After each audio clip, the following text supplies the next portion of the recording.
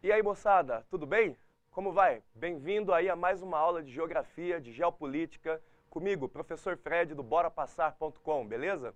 E o que nós vamos fazer na aula de hoje? Qual é o nosso tema? Dá uma olhada aqui na tela. O nosso tema são os grupos fundamentalistas islâmicos. Um tema muito quente para preparação para o seu vestibular, para o seu concurso, um tema atualíssimo nos dias de hoje, beleza? E qual que é a importância? Caso você não se situe legal, você não esteja entendendo, fala, cara, o que é isso? O que é grupo fundamentalista? Islâmico eu sei, mas e grupo fundamentalista? Por que é importante isso, moçada? Quando a gente fala desses grupos fundamentalistas, nós estamos analisando um dos conflitos mais importantes dessa nova ordem mundial, desse choque de civilizações que nós vamos tratar aí na aula presencial. Então, eu preparei para vocês aqui alguns grupos fundamentalistas mais importantes para que vocês possam compreender onde eles atuam, de que forma eles atuam e qual a importância dele nesse contexto, nesse cenário geopolítico entre choque de civilizações, entre o mundo islâmico e o mundo ocidental, beleza? Vamos começar então com o primeiro, aquele que eu considero importantíssimo você ter informações, ter conhecimento a respeito, para que você possa decifrar a mente desses grupos. Vem cá comigo então, para a gente ver o primeiro grupo fundamentalista. E trata-se de qual? Tenho certeza que você já ouviu falar das agitações no Egito nos últimos 4, 5 anos. E vira e mexe, você está lá assistindo televisão, está lendo um jornal, está lendo uma matéria de revista e aparece a tal da Irmandade Muçulmana. De que se trata? O que é esse grupo? Como é que eles atuam? Vamos começar a decifrar a partir de agora. Esse nome, a Irmandade Muçulmana, ele pode parecer um pouco novo para você. Talvez você ache que é um grupo fundamentalista que surgiu há pouco tempo. Você lembra o que é grupo fundamentalista, que nós vimos em aula? A gente definiu isso na aula. Só para relembrar você, hein?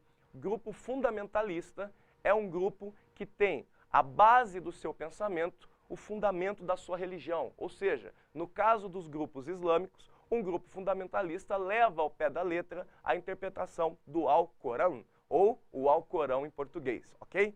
E a Irmandade Muçulmana, ela é um dos principais grupos, por quê? Porque ela dá origem a outros grupos, como o Estado Islâmico, que você está vendo comigo na presencial, e como também a Al-Qaeda, para citar dois que nós vamos ver na aula de hoje. Ela é a grande mãe dos grupos fundamentalistas, aquela que dá o passo inicial para o que a gente vê hoje de fundamentalismo, terrorismo e atentados no mundo todo, ok? Então vamos começar a entender um pouquinho quando se formou a Irmandade Muçulmana e como é que ela atua. Olha o que eu marquei aqui para você na tela. A Irmandade Muçulmana é muito antiga, é do começo do século XX. Ela foi criada em 1928 por um jovem pensador chamado Hassan al-Banna.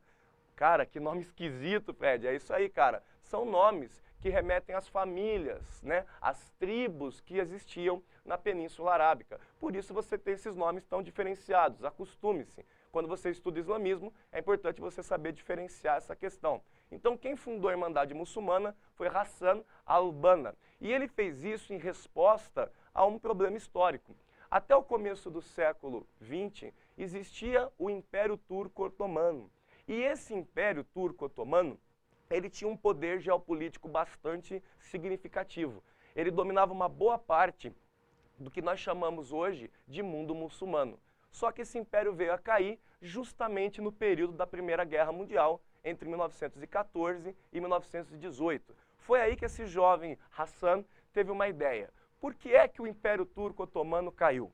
Foi por não seguir devidamente as leis de Deus. E o que ele faz? Ele resolve fundar uma irmandade, uma confederação que resgataria os princípios do islamismo e recuperaria o prestígio que um dia o Islã teve.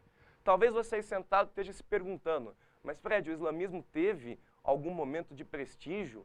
Você está precisando estudar história, meu amiguinho. O Império Turco-Otomano teve uma grande importância no mundo islâmico, mas não foi o único império. Desde o surgimento do islamismo, como Muhammad bin Abdallah, ou seja, Maomé, aquele que você estuda com o nome aportuguesado de Maomé, o islamismo chegou a dominar uma boa parte do mundo civilizado, com muitas inovações. Só que essas inovações não foram suficientes para manter o mundo muçulmano em destaque. A civilização ocidental cresceu e substituiu em importância geopolítica o mundo islâmico. E o golpe final, o golpe fatal, foi a queda no começo do século XX, na Primeira Guerra Mundial, do Império Turco-Otomano. É aí que Lassam resolve fundar um grupo para resgatar os valores e resgatar o prestígio dos islâmicos. Ele faz isso logo após a queda do Império Turco, em 1924. Ele falece alguns anos depois, mas deixa um substituto muito significativo, com esse nome estranho que você está vendo aqui no quadro, Said Qutb. Entendeu como é que pronuncia? Said Qutb. Esse sujeito, ele é extremamente importante para você entender fundamentalismo. Ele endurece as regras islâmicas, ele as interpreta ao pé da letra, faz do Alcorão, que é um belíssimo texto em árabe, poético, ser um texto interpretado ao pé da letra. Como assim ao pé da letra? As punições, as exigências, as devoções, tudo para ele tem sentido, tem significado. Ele não alegoriza nada, tudo é literal. Entenderam? Esse é o primeiro grupo fundamentalista que surge, aquele que dá origem a todos os outros, a Irmandade Muçulmana. E o que mais você tem que saber sobre ela? Dá uma olhada aqui. A Irmandade Muçulmana, ela começa a pregar o seguinte: a Sharia precisa ser considerada nas leis de Estado.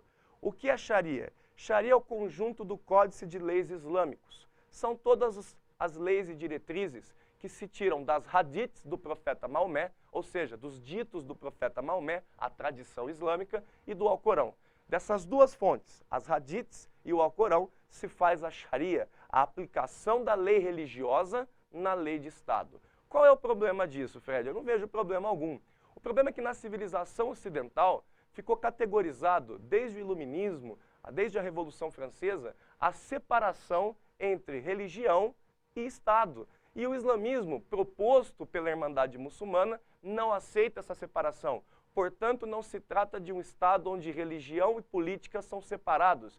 E nós temos um nome para isso. Um Estado onde religião e política não estão separados, estão juntos, uma umbilicalmente ligada à outra, nós damos o nome de Estado teológico. Portanto, a Irmandade Muçulmana não respeita a separação entre Estado e religião. Ela acredita, pelo contrário, que é necessário que a religião interfira no Estado e, mais do que isso, que a religião possa definir como o Estado vai atuar.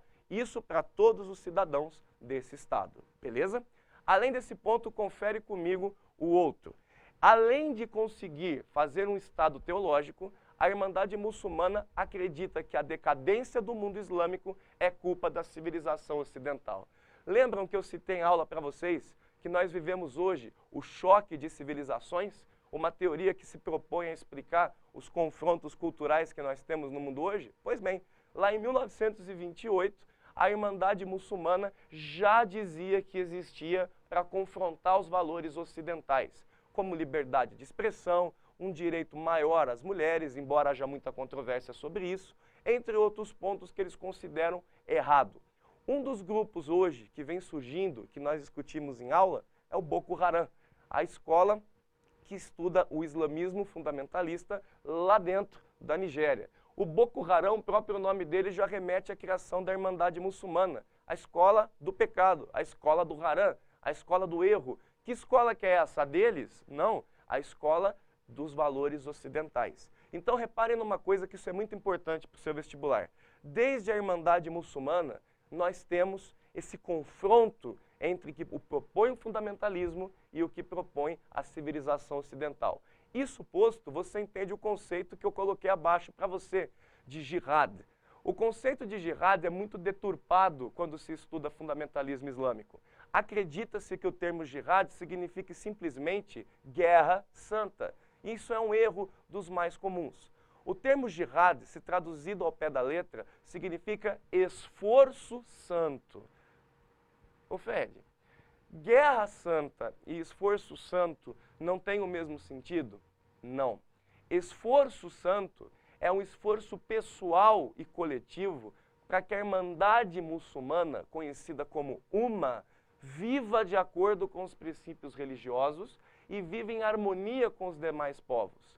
Quem pega esse conceito e canaliza-o para uma guerra, para um confronto, para um choque, é o fundamentalismo. Portanto, o próprio conceito de jihad presente dentro do islamismo foi, entre aspas, fundamentalizado, ou seja, foi dada uma nova interpretação a esse tema que hoje é dominante. Hoje, quando você assiste jornais, lê revistas, enfim, você consegue perceber que a jihad é um termo pejorativo. Olha, eles fazem a jihad, eles fazem o esforço. Todas as religiões do mundo fazem esse esforço por viver de acordo com a sua fé. Mas a Irmandade Muçulmana conseguiu fundamentalizar o conceito, ou seja, transformá-lo em uma guerra. Agora você consegue compreender por que a Irmandade Muçulmana é o primeiro grupo que nós estamos vendo, beleza?